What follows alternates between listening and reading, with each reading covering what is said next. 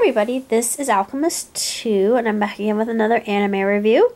This is season 3 of Dog Days, and of course we have our original cast. We have Mila Fiore, Eclair, and Izumi. I have a new character named Sharu, or Charl. I like calling her Charl. We don't know who she is at first, but she's the dragon priestess. I thought, ooh, we've got a Daenerys here, and she's badass. I love her. Especially she has a little mascot companion named Pega, and Pega's a flying pig. But we learn more about her flying pig later. And we've got Gaul and Valerie and Adele and Noir, Vert and Jean, who were in the original. And it's funny, this one actually had blood in it, because the first anime in and of itself, when they had they had the battles between the differing factions, the different territories, they just reverted to this really adorable kind of plushy form. It's smaller, diminutive dog or cat, and we didn't really get to see anything else but dogs or cats. And now we've got bunnies and squirrels and just differing, and even bears, all sorts of different, dare I say, furries.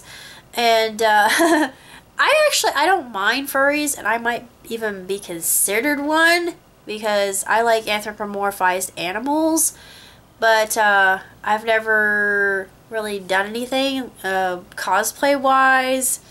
I would really like to go with Charl, because she's just so incredible, and she's just this sensational archeress and priestess of the forest. They call her the dragon priestess, and she's just by far the most marvelous character I've ever come across. And of course we have our heroes. We've got Rebecca, and we've got Nanami, and the main hero, our one who seems to have all the attention of the ladies. I thought, this is very similar to, it's a harem anime, of course, so it's very similar to Tenchi in that aspect. You've got all these pretty girls, and they're all fawning over him. Well, why not?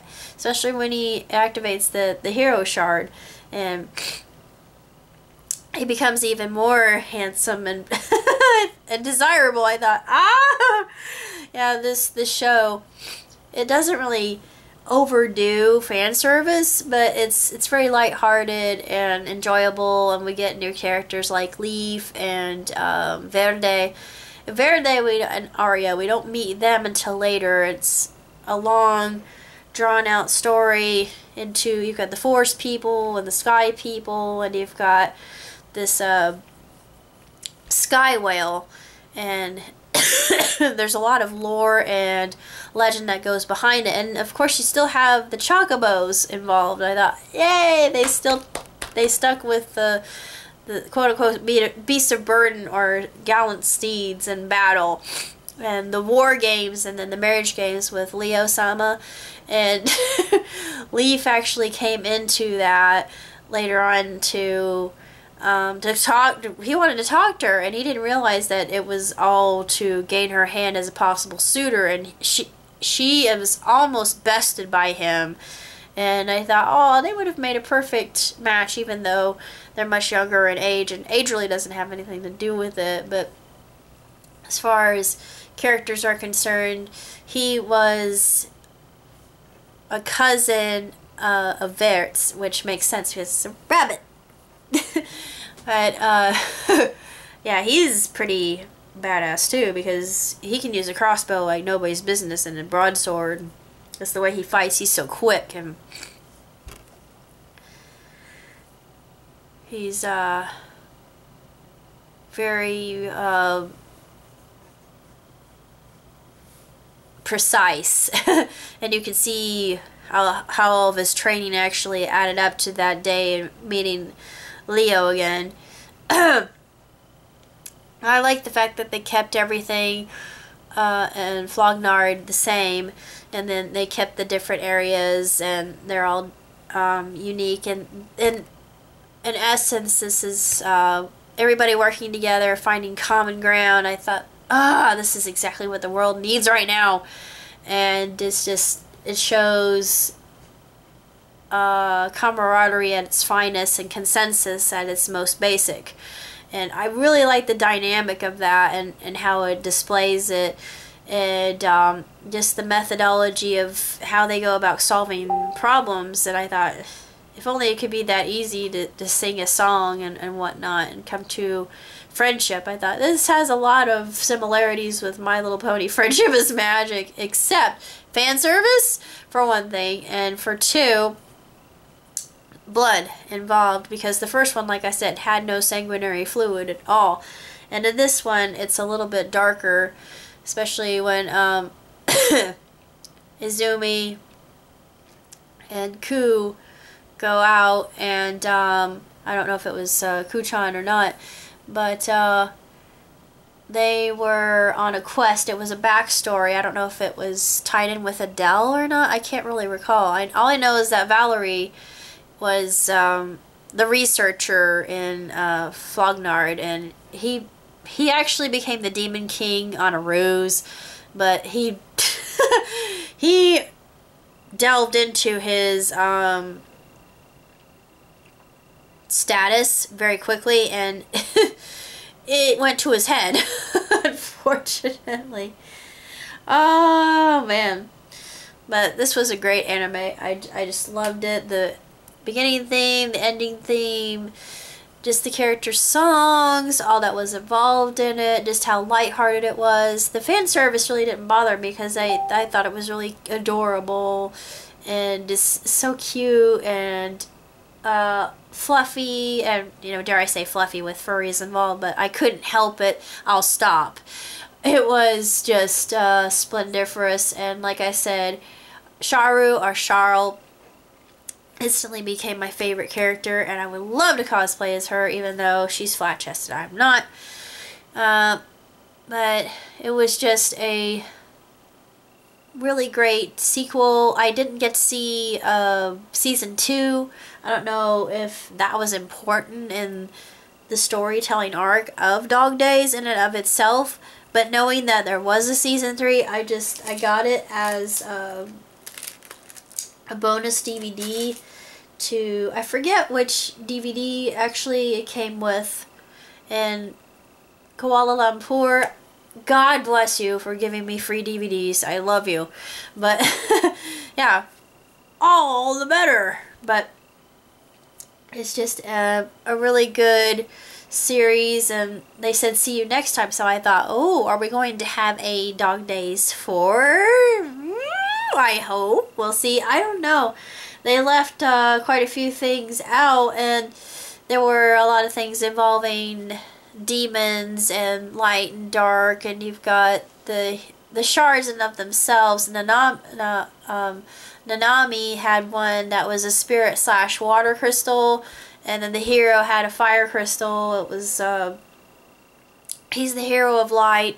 And then you've got Rebecca, who had the Demon King's shard, and they could transform. The Nanami's was my absolute favorite, because it was the most absolutely gorgeous thing I'd ever seen. And not only that, but the animation was just unbelievable to look at. Just the different areas and how they were drawn, and the different characters, the attention to detail, the costumes, very medieval, and it just was a great combination of technology meets medieval flair and fantasy. So it's fantasy sci-fi, and I thought, ooh, yeah, it's no wonder this was straight up my alley. I thought people who like fantasy will love this, people who like sci-fi will love this. It takes place in an entirely different realm that has similar culture as that of Earth and festivals and such as that. But it's all very Japanese oriented due to the fact that it's an anime. Duh. It's only 13 episodes. It's short. It's sweet. It's emotionally charged, especially with Adele's backstory. I almost cried at that. I nearly cried at what happened to Verde. I won't say what it was, but I felt a twinge in my heart, and my eyes were getting a little bit teary. I thought, oh, I'm getting verklempt. No, I don't want to get verklempt again. But it was very moving, and of course it was one of those nature versus nurture kind of issues, and Arya was blaming herself for what had happened, and there's a lot to be said about this anime. There are many things that it encounters and speaks about. I'm not sick, I'm sorry, it's just I am going to have to find somebody to invest in a neti pot for me, because I've never been walloped by allergies like this before. Yeah, I can't breathe, and my voice is kind of messed up. But anyways, the series was really good. I've got a ton of other things that I'm going to be watching. One of them is Witchcraft Works. I've got Non Non Biori Repeat, because I'd actually heard of it. And I have Hello Kinmoza Hello. And these are all 112s, so I know I can watch them, and they'll be very short and sweet, and then I'll be able to do reviews. And then there's Jitsu wa Watashi wa. I have to look up the translation for that, but I know Watashi wa is we are, so that much I can understand. This one is Kisnaver. I don't know anything about it. The animation looks interesting. And then there's one called Oyasan wa I'm going to try.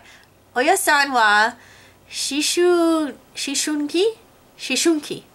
I don't know what that means.